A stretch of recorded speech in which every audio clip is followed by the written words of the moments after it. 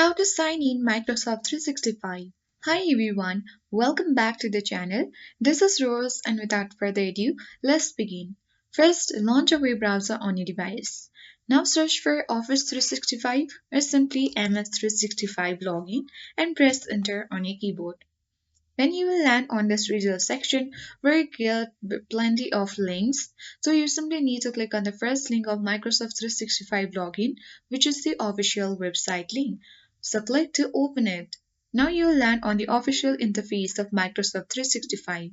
To sign in or log in, click sign in button. Then you will land on the sign in section of Microsoft 365, where you have to enter your email address, phone number, or Skype. If you don't have an account, you can create one clicking on Create One link.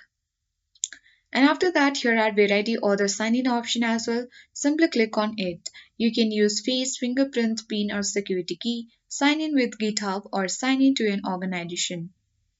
So once you have added your email address, phone number, or Skype, click on the next button and enter your password.